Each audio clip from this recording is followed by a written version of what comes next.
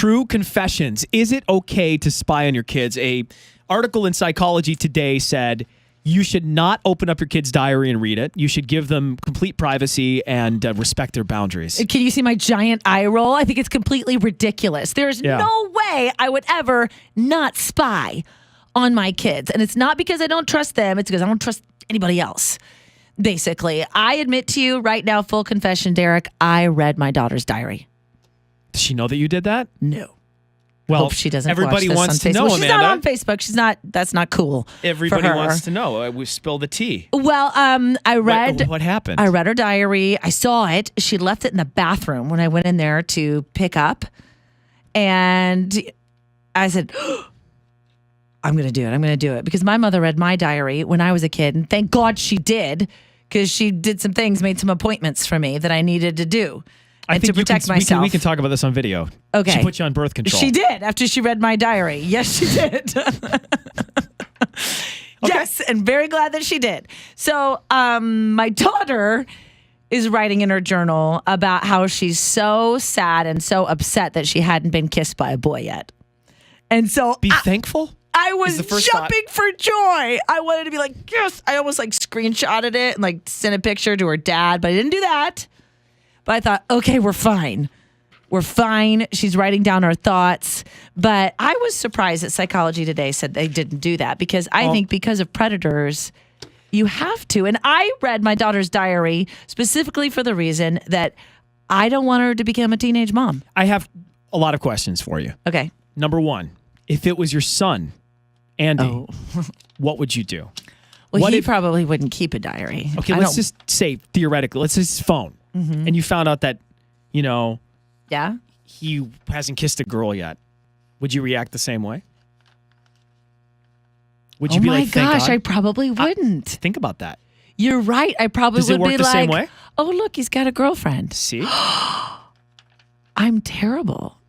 You're not right. terrible. I'm part of the problem, but you're right. No, That's no, what no. society is. I I'd probably be know. like, oh, look We at need to you, have a discussion about Andy. equality. I We might- need to talk about double standards. I get that. I would hope if I see that, then I would sit down and have a conversation about how to respect a young woman, how to treat a young woman, what I expect of him, and control yourself conversation. Isn't it interesting, like in society? I mean, this is Right. like a whole other discussion. We're not going to get into it.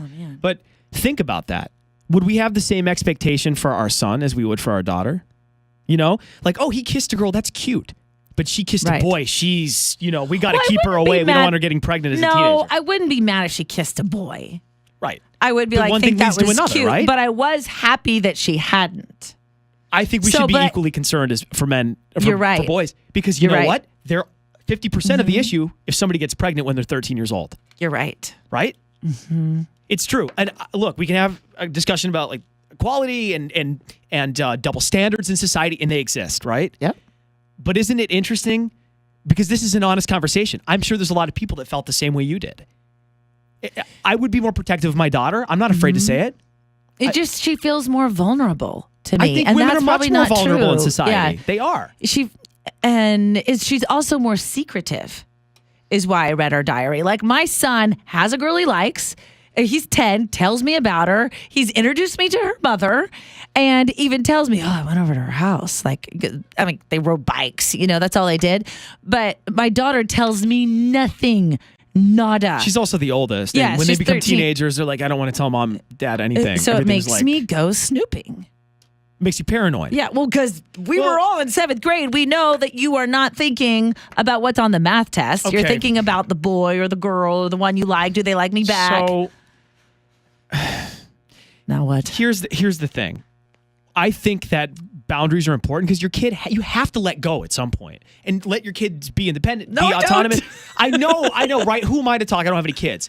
But all I'm saying is like, it's got to be a balance to some degree because like you want them to, they have to let go of mom and, get away from the bosom at some point. They have to detach themselves. Like that's Freudian stuff, right? Like, Right. But I don't want get them away to from ever. mom, have their independence, autonomy. You have to give them their own boundaries. And I get that. And I think that's what Psychology Today was saying.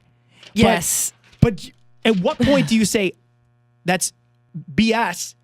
I have to protect my kid from the dangers of society because they really exist. At the point where you hear from someone who discovered the fact that a grown man was messaging their daughter on Instagram, meeting up with her and asking her to meet up again, and he's a child predator. This was a mixed listener that happened this morning.